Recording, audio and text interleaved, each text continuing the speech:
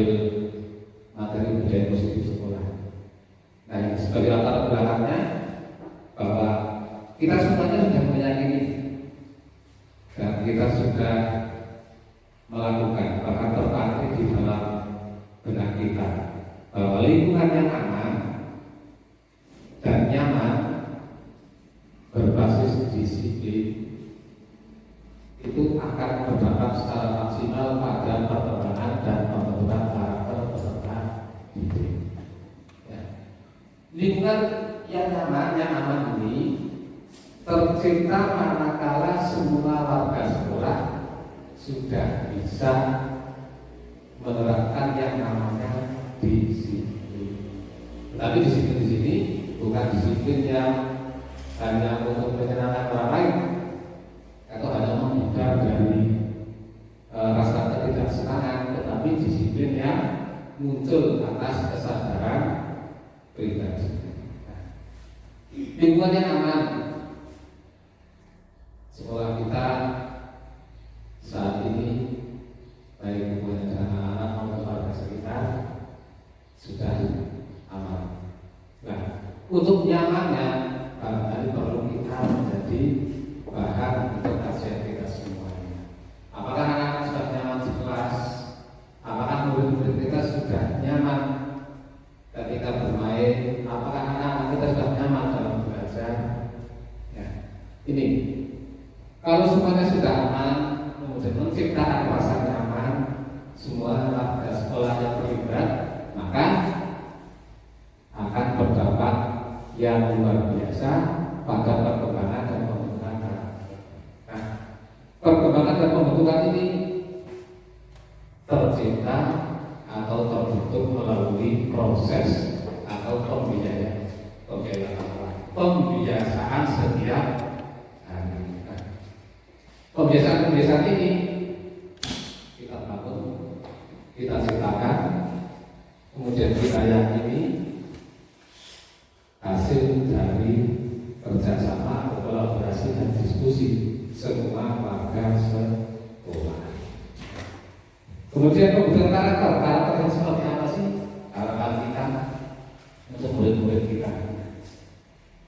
Yang kedua, pentingnya membangun hubungan positif antara guru dan murid, membangun hubungan positif, suasana keakraban, suasana keterbukaan, suasana anak-anak merasa nyaman dalam belajar, suasana anak-anak selalu berusaha untuk ingin tahu tentang materi. Nah, ini dilakukan oleh kita. Bagaimana cara kita membangun hubungan yang baik. Nah, dari sini kalau istilah zaman kuliah dulu adalah kemampuan pedagogi. Bagaimana memposisikan kita sebagai seorang guru terhadap murid-murid kita. Nah, selain itu juga menciptakan suasana sekolah yang aman dan nyaman bagi semua pihak. Seperti tadi, menciptakan suasana aman dan nyaman. Kita sudah membuat keyakinan kelas, sudah membuat keyakinan sekolah bahwa disiplin itu penting, kerjasama itu penting, saling menghormati juga penting, saling mengasihi, saling menyayangi. Nah, ini akan menciptakan suasana sekolah yang aman dan nyaman bagi semua pihak. Kalau anak-anak kita sudah disiplin, maka kita orang dewasa yang menjadi guru juga merasakan nyaman. Sudah tidak ada tanggung jawab lagi untuk menjaga atau menciptakan suasana sekolah. Jadi masing-masing antara guru dan murid bersama-sama menciptakan suasana sekolah yang aman dan nyaman. Suasana aman dan nyaman itu terjadi manakala kita semuanya sudah melakukan yang namanya disiplin. Yang ketiga, budaya disiplin positif sebagai upaya menciptakan lingkungan belajar yang mendukung perkembangan moral. Kalau kita berbicara moral,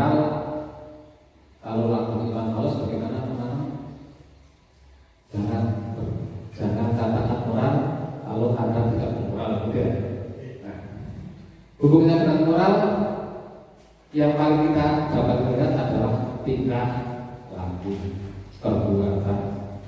Kalau kita merujuk ke filosofi biasa Jawa yaitu ing ngarsa susutulodo ing madya amuk karso.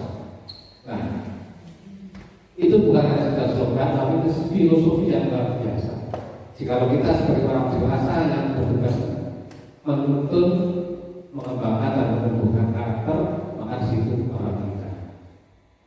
Akan tetapi di situ juga seandainya anak didik kita juga bisa berperan, ing ngarsa susutulodo ing madya amuk karso, insya Allah akan terjadi keharmonisan yang luar biasa. Ya.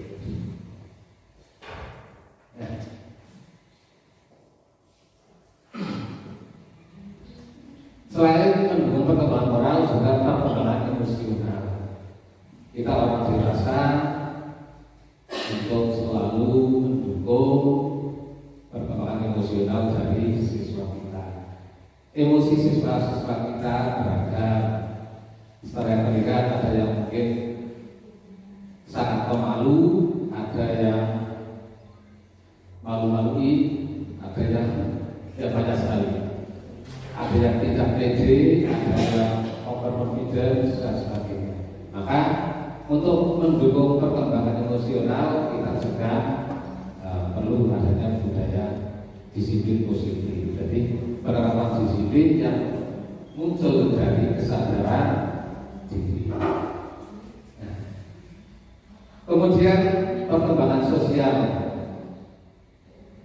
Kita sudah sering mendengar bahwa manusia itu sebagai makhluk sosial, di mana manusia itu akan selalu butuh orang lain dalam kehidupannya. Maka kita juga mempunyai kewajiban untuk melakukan perkembangan sosial murid. Bagaimana murid bisa berkomunikasi dengan orang lain, bagaimana murid bisa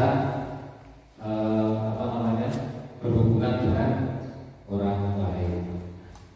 Sehingga di sini dengan budaya positif itu tidak lagi menggunakan hukuman, tetapi menggunakan pembelajaran yang memantik kesadaran pribadi siswa. Oke, kemudian ini ada sebuah kita bahasa ini kita apa namanya? Irisan tela apa? Nah, kita melihat dari bagian yang paling tengah Bapak Ibu. Sekolah yang kita cita-citakan, kita menjadi guru mestinya punya harapan, punya impian, punya cita-cita terhadap anak didik kita. Sekolah yang kita cita-citakan itu sekolah yang seperti apa? Murid yang kita cita-citakan itu murid yang bagaimana? Nah, yang jelas bahwa sekolah yang kita cita-citakan adalah murid-muridnya itu memiliki kompetensi dan karakter Pancasila. Nah, kompetensi itu luas sekali, baik itu pengetahuan, kemandirian dan sebagainya, kemudian karakter Pancasila. Kalau kita jabarkan karakter Pancasila luas sekali.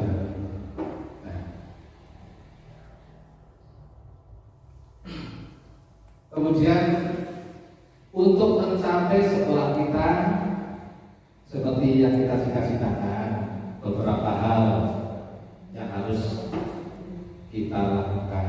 Di antaranya yang pertama, bahwa untuk menghasilkan murid-murid yang memiliki kompetensi dan karakter Pancasila, kita semuanya warga sekolah mengupayakan bahwa pembelajaran harus berpusat kepada